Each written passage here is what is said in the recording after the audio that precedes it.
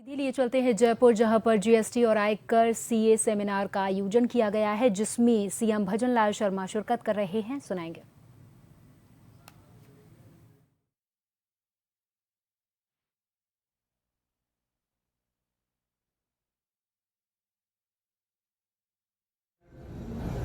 सभी मेरे भाइयों बहनों, सबसे पहले तो मैं आप सभी का वंदन करता हूं, आप सभी का अभिनंदन करता हूं।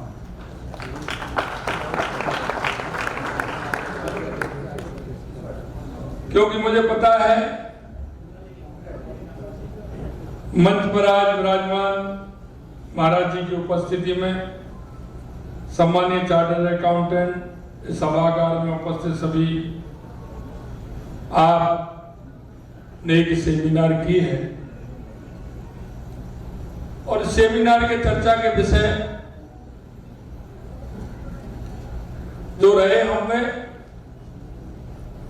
वो देश को और प्रदेश को आर्थिक मजबूती करना और हमारे क्लाइंट को भी किस तरह से मजबूत कर सकते हैं। आपने इन विषयों पर अपने विचार व्यक्त किए होंगे। अभी कह रहे थे कि हम बात करते हैं हमेशा हमारे क्लाइंट के फायदे की। अरे ये तो आपको करनी है कि जितना क्लाइंट का फायदा होगा उसमें आपका भी फायदा निहित है। अगर ये नहीं करेंगे तो फिर कैसे काम चलेगा? तो ये तो आपको करना है। और यही मैं कहना चाहता हूं कि आपका ये ग्रुप है, ये मैं कह सकता हूं देश और प्रदेश को आर्थिक रूप से मजबूत करने में आपका बहुत बड़ा योगदान है।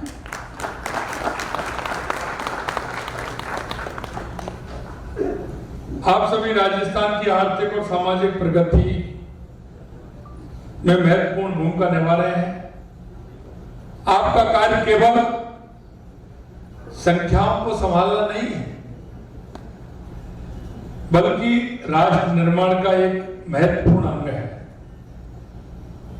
चार्टर्ड अकाउंट वित्तीय प्रबंधन के विशेषज्ञ होते हैं और आप सभी विभिन्न क्षेत्रों में अपने ज्ञान, आपका अनुभव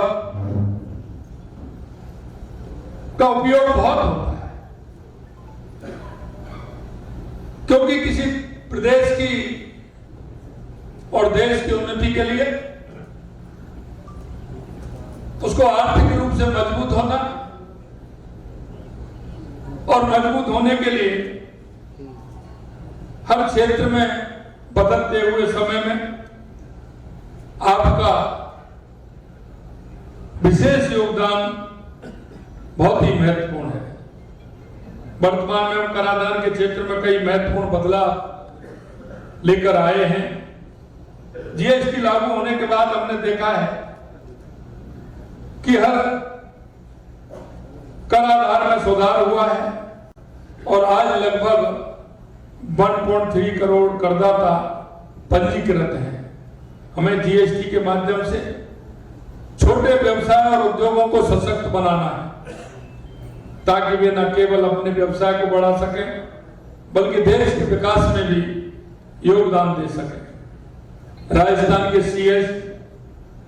सीएस ने स्थानीय व्यवसाय और जीएसटी के अनुपालन में बहुत बड़े परिणाम स्वरूप कार्य किए हैं और उनका राजस्व लगभग 30% की वृद्धि उसमें हुई है। आयकर न केवल राजस्व का एक प्रमुख स्रोत होता है, बल्कि यह हमारे देश के विकास और कल्याण योजनाओं को समर्थन देने में एक महत्वपूर्ण योगदान भी निभाता है। यशस्वी प्रधानमंत्री श्री नरेंद्र मोदी जी के नेतृत्व में केंद्र सरकार ने कर प्रणाली को सरल और पारदर्शी बनाने का काम किया है। कई महत्वपूर्ण कदम भी उठाए हैं। सरल आयकर रिटर्न फाइलिंग प्रक्रिया, फेसलेस असेसमेंट जैसी पहलों पर करदाताओं के लिए भरना आसान हुआ है। फेसलेस असेसमेंट और अपील की प्रक्रिया आयकर प्रशासन में एक क्रांतिकारी बदलाव भी हुआ है। आज दुनिया में जब हम वित्तीय नीतियों का कराधान पर चर्चा कर रहे हैं, हमें ध्यान योग के माध्यम से मानसिक शांति और एकाग्रता को भी नहीं भूलना चाहिए। यह न केवल हमारे व्यक्तिगत जीवन में बल्कि हमारे पेशेवर जीवन में भी एक महत्वपूर्ण भूमिका निभा सकता है। ध्यान से हमें आत्मनियंत्रण, धैर्य और स्पष्टता भी मिलती है, जो हमें सही निर्णय लेने में मदद करती है। आज मुनि जी द्वारा जो अध्ययन योग एवं अध्यात्म सिखाया जा रहा है, उससे न केवल हमारे आत्मविश्वास में वृद्धि हो रही है बल्कि हमारे मानसिक विकास को भी सुदृढ़ कर रहा है। निश्चित रूप से मैं कह सकता हूं कि महाराज जी का आशीर्वाद हम सबको प्रगति की याद दिलाएगा, क्योंकि आज आप देख रहे हैं कि देश की आजादी के बाद देश के अंदर जिस तरह से जो बदलाव होने चाहिए थे, निश्चित रूप से उतने नहीं हो पाए।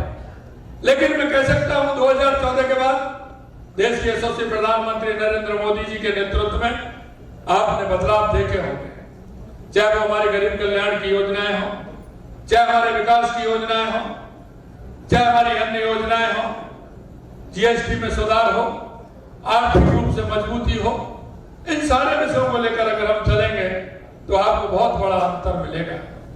मैं कहना चाहता हूं हमारी राज्य सरकार ने भी, जैसा कि माननीय भाई साहब ने कहा था, क्योंकि हमारे पार्टी के हमारे विरोधा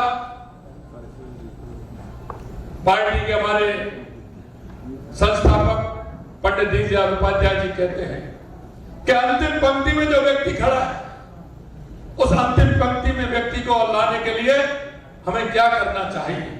मित्रों, आप देखते हैं देश की स्थिति है कि एक तरफ तो खाना खिलाने वालों की लाइन लगी होती है, एक तरफ कभी कभी कहता हूं मैं, आप देखते हैं मैरिज गार्डन में जाते हैं, कहीं भी जाते हैं, शादियां होती हैं, जितना खाना काम में नहीं आता है उतना खराब होता है। लेकिन एक तरफ देखते हैं कि उनको पूरा खाना भी नहीं मिल पाता है। हमें इसमें सोचना होगा, देखना होगा। पंडित दीनदयाल उपाध्याय के वो अंतिम पंक्ति में जो व्यक्ति खड़ा है, अंत्योदय की परिभाषा को हमने जानना होगा। तो अंतिम पंक्ति में व्यक्ति खड़ा है, वो किस तरह से देश में आगे आ सकता है, क्योंकि पंडित दीनदयाल उपाध्याय ने एकात्म मानववाद की परिकल्पना की है। अगर हमारे शरीर का कोई भी अंग खराब होता है तो हमारा नींद हराम हो जाती है। अगर हमारी उंगली में कांटा लगता है, पैर में कांटा लगता है, कहीं कोई घाव होता है तो शरीर बेचैन हो जाता है। इसी तरह से मैं कहना चाहता हूं कि हमारा देश सबको साथ, सबका विकास, सबका विश्वास, सबके प्रयास के आधार पर चलना चाहिए। और हम देश के यशस्वी प्रधानमंत्री नरेंद्र मोदी जी का जो नारा है, सबका साथ, सबका विकास, सबका विश्वास, सबका प्रयास के आधार पर हम चलते हैं। और उस अंतिम पंक्ति में खड़े हुए व्यक्ति का योगदान राष्ट्र के निर्माण में हो, हम उसको कैसे आगे ला सकते हैं, ये हमारी सोच हो। हमारे सोच में यह भी हो कि हमारा जो भाई है, क्योंकि एक नागरिक होने के नाते भी हमारा एक कर्तव्य बनता है कि हम आगे एक नागरिक होने के नाते कि समाज के अंदर, मेरे गांव में, मेरे पड़ोस में, मेरे अपार्टमेंट में, मेरा पड़ोसी, मेरे घर का नौकर, क्या वो ठीक व्यवस्था में काम कर रहा है? क्या उसकी तरफ हमें देखना नहीं चाहिए? क्या उसके तरफ, उसके उत्थान की बात हमको नहीं करनी चाहिए? कभी कभी हम देखते हैं दिए तले अंधेरा होता है। हमारे पड़ोस में रहने वाला व्यक्ति, हमारे पड़ोस में रहने वाली बूढ़ी माँ किसी बीमारी के कारण वो ठीक तरह से इलाज नहीं करा पाती। मेरा विकलांग भाई किस तरह से रहना, मेरे पड़ोस में मेरा काम तो करता है, मेरा गवर्नमेंट है, लेकिन उसके परिवार का पालन ठीक ढंग से हो रहा है कि नहीं हो रहा है? निश्चित रूप से इन सारी बातों पर हमें विचार करना चाहिए। और आज हमारे संत मुनि महात्मा सभी हमको यही रास्ता दिखा रहे हैं, उनके रास्ता में चलना चाहिए।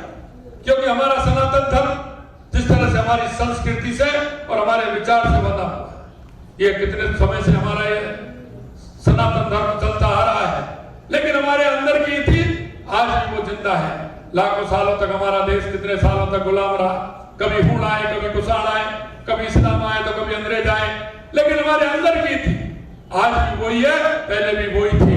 इसी कारण हमारे देश की संस्कृति और विचार को आगे करते हुए आज हमारी संस्कृति दुनिया में पहले नंबर की संस्कृति है, इसका हमें गर्व होना चाहिए। स्वामी विवेकानंद जी ने कहा था, उठो जागो और इस देश दुनिया पर छा जाओ। उनका कहने का था कि 21वीं सदी भारत की होगी। मैं आपसे कहना चाहता हूं, उस नरेंद्र ने कहा था और इस नरेंद्र ने करके दिखा दिया। इसलिए मैं आपसे कहना चाहता हूं, हमारा हर तबका, हमारा हर व्यक्ति, हमारा हर अंतिम पंक्ति में खड़ा व्यक्ति, हमारा पड़ोस का, हमें नागरिक होने के नाते हमारा कर्तव्य बनता है उन सबको आगे उठाने का, उन सबको आगे बढ़ाने का। एक व्यक्ति बढ़ेगा, एक परिवार बढ़ेगा तो हमारा राष्ट्र आगे नहीं बढ़ेगा।